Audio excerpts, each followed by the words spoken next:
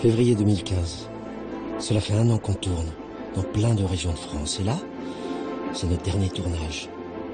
Nous allons dans les Landes, sur le site d'Arjuzanx. On va filmer des grues cendrées, un des plus grands oiseaux migrateurs. Venez avec nous, on vous emmène au cœur de notre tournage, dans le paradis des grues.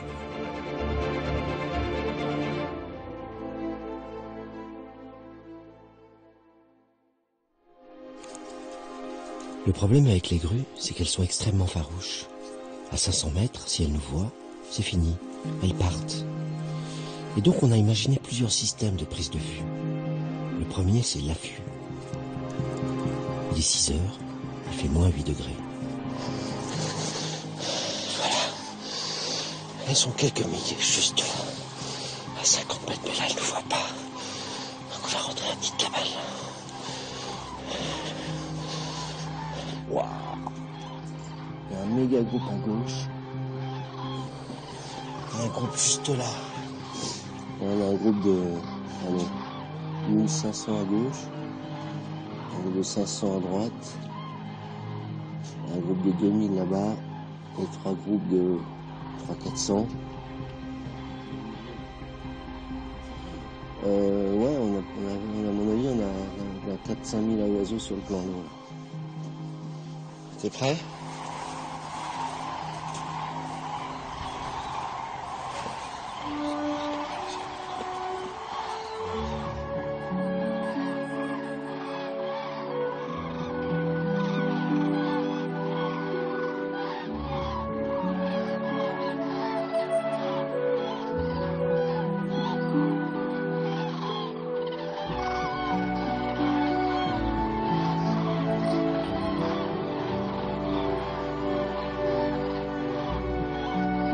Ici, c'est le dortoir des Armaillans. 6000 grues sont venues dormir. Elles se réveillent là. Elles bavardent un peu. On a 1 heure devant nous. Après, elles vont partir. L'affût, c'est de l'attente avant tout. Et quand l'animal arrive devant toi et tu le cadres, t'es à la fois stressé, mais en même temps content du résultat qu'il va y avoir, parce que tu t'es préparé à ça pendant des journées, voire des semaines, pour réussir à se dire il me faut cet animal là, ici. Et quand ça se produit, c'est... Pourquoi faire un film sur la nature en France? L'idée est venue il y a 3-4 ans. On se rendait compte qu'il y avait énormément de documentaires, de grands spectacles, en Afrique, en Asie, en Amérique du Sud. Mais il n'y avait rien sur notre pays, il n'y avait rien même sur l'Europe. Et pourtant on a une faune fantastique, on a des espaces naturels merveilleux. Donc on s'est dit avec Fabrice Puchot de France 2, faisons un grand spectacle sur notre nature. C'est vrai, il n'y aura pas de lion, il n'y aura pas de girafe, mais il y a quand même des animaux très intéressants chez nous. Et une biodiversité absolument fascinante. Qu'est-ce qu'on va raconter ? Donc là, on s'intéresse à ce que toute la science peut nous apprendre sur ces animaux, et comprendre surtout, ce qui est très important, c'est le monde sensoriel d'un animal. C'est comment il voit, comment il sent, comment il perçoit, comment il goûte. Tout son monde sensoriel, on l'inclut dans notre travail.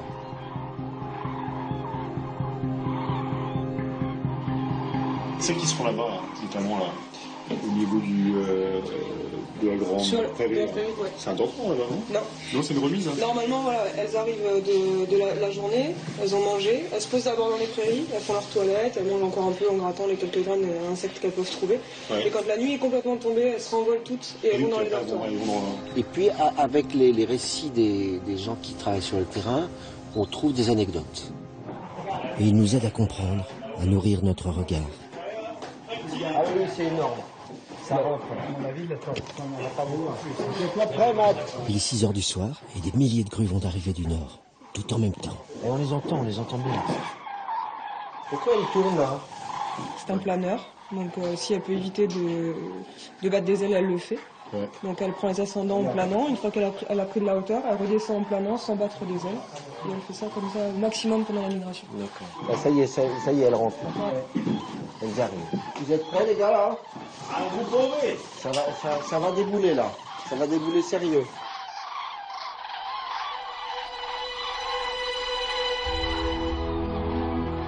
Ce qui est invraisemblable, c'est qu'en une semaine, début novembre, 50 000 oiseaux arrivent de toute l'Europe.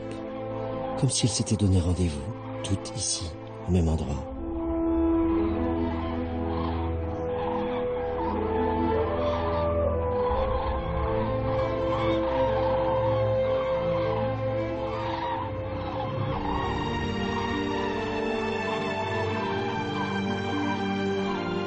On essaye là, c'est de...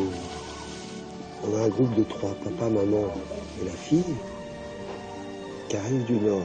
On a envie de les filmer en train d'atterrir au milieu de leur congénère ici. Donc il y a ce qu'on a filmé en vol, et puis les plans qu'on va faire ici, puis les plans qu'on fera en bas, où elles arrivent, elles se posent.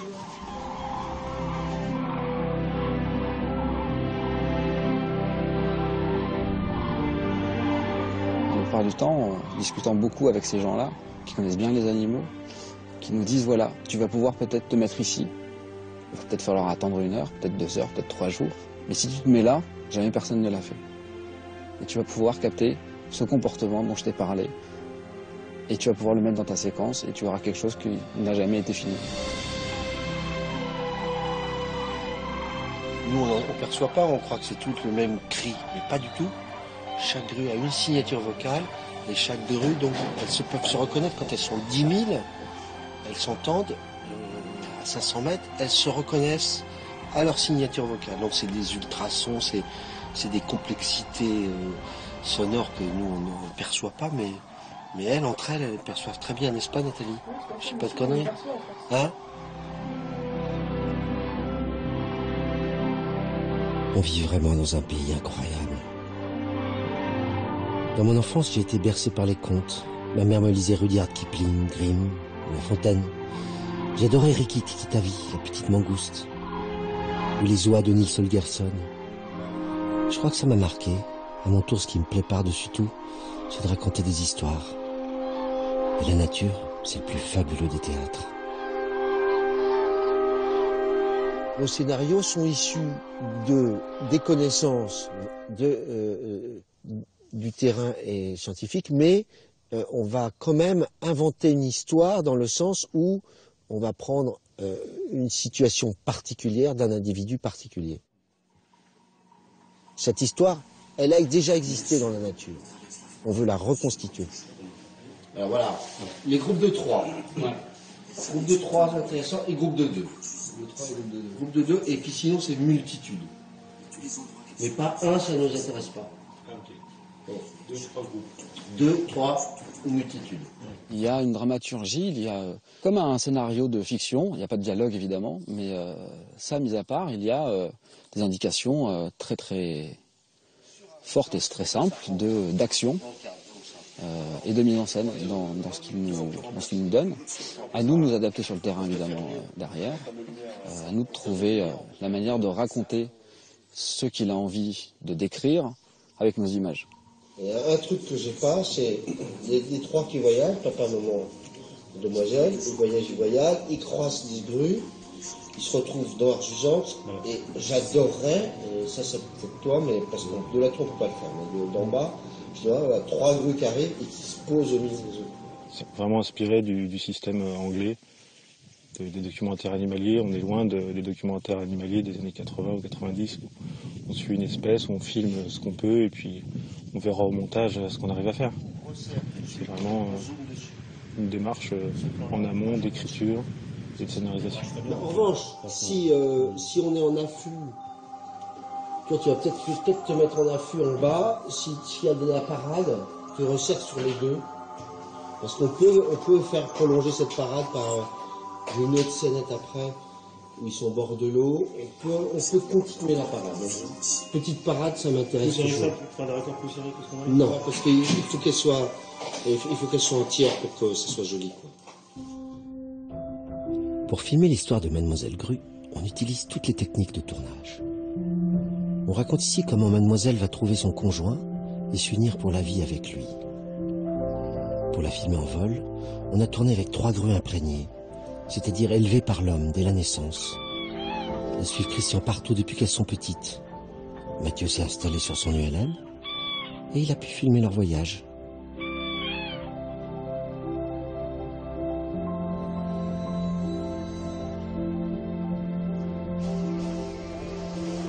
Mais on voulait aussi filmer les grands vols de grues sauvages. Pour ça, on a fait appel à un as du pilotage, Mathieu Raymond, The King. Au début, les grues avaient peur du drone. Puis on a compris 2 choses importantes. Il fallait que le drone soit de couleur blanche, car aucun prédateur de grue n'est blanc, sont tous foncés. Et ensuite qu'il fallait se mettre en vol stationnaire avant qu'elle n'arrive, qu'elle repère le drone de très loin. Et alors, on a pu se mélanger à leur vol. Elles nous ont laissé voler avec elles. Ce sont des images qui n'ont jamais été réalisées avant.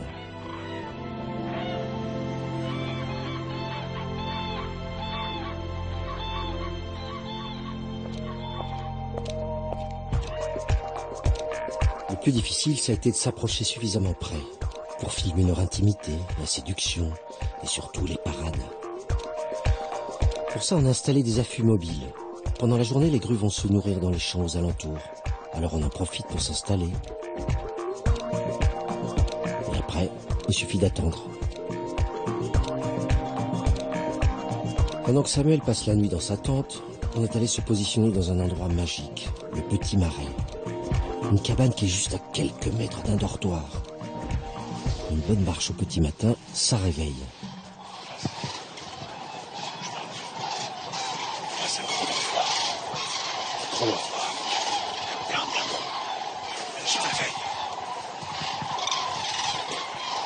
Voilà. C'est parti.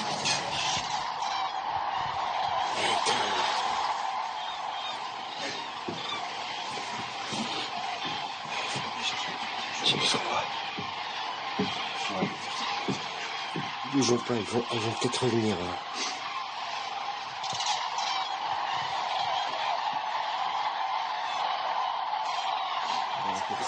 Il en reste 5 ou 6. On va quand même shooter les 5 ou 6 qui restent.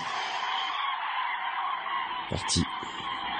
Avec les animaux, ça marche pas toujours comme on voudrait.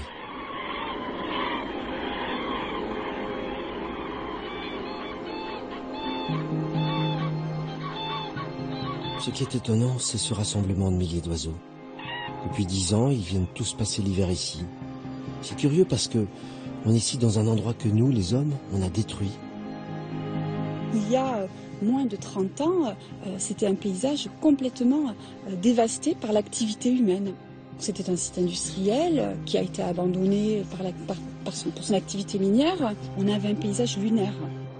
Mais la nature est revenue cicatriser. C'est que les grues, elles voient la lune, elles se disent tiens, c'est bien la lune. Ouais. Mais ça permet la lune, comme les terrains remaniés sont argileux, ça permet de créer des cuvettes, donc on peut dormir les pieds dans l'eau sans souci. C'est la lune, donc du coup on voit très loin, les espaces sont très dégagés, donc du coup ça offre de la sécurité et les oiseaux vont trouver en fait les bonnes conditions. Ouais. On dit toujours la nature reprend ses droits. Mais ici, c'est différent. La nature reprend de nouveaux droits. Parce que avant, il n'y avait pas de grue. Et ça, c'est très encourageant. Ça veut dire que, quoi qu'il arrive, malgré tout, il y a une force de vie sur cette planète qui fait que la nature trouve un moyen de s'adapter aux conneries qu'on a fait. Ce site doit devenir une réserve naturelle nationale. C'est important. Il faut préserver cet endroit. Et faire en sorte que les grues puissent continuer à venir. Et que nous, on puisse venir les voir. L'objectif pour Sophie et son équipe, c'est de réussir à faire en sorte que ce site soit maintenant classé réserve naturelle de France. J'ai eu envie de les aider dans leur démarche et je leur ai promis d'essayer d'intervenir auprès du ministre. C'est une reconversion écologique qui s'est faite parallèle. Mademoiselle a choisi le dortoir du Petit Marais. Comment elles ont trouvé ça? C'était pas prévu, quoi. L'homme n'y est pour rien. Enfin, l'homme, même il est... Oui, on n'a pas mis de nourriture, mais... Et donc, c'est important de soutenir l'initiative de ces gens parce que qu'est-ce qu'ils font? Ils voient une merveille de la nature, ils essayent de faire en sorte que ça continue. Oui, bien sûr. Je vais regarder ça de très près. C'est une très bonne idée. Ça me fait très plaisir. C'est une petite pierre dans le jardin, mais oui, le jardin est grand, certes, mais chaque petite pierre est importante. Non, ça prouve que la biodiversité est mouvante aussi. Oui. On n'est pas dans des espaces figés ou dans des équilibres figés, les équilibres évoluent. Et il y en a de nouveaux comme ceux-là qui émergent, c'est bien. C'est en étant conscient du magnifique patrimoine naturel que l'on a entre les mains qu'on est aussi incité d'abord à le regarder, ce qu'il fait déjà exister, et puis ensuite à le protéger, ce qui n'est pas toujours facile.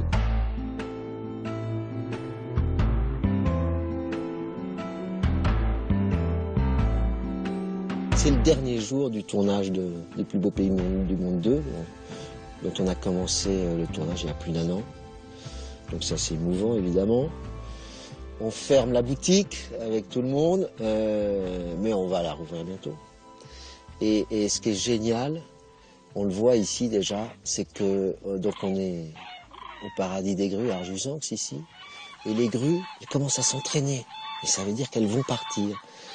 Si elles partent, ça veut dire que le beau temps arrive et que le printemps arrive chez nous. Donc c'est un beau jour pour partir avec les grues.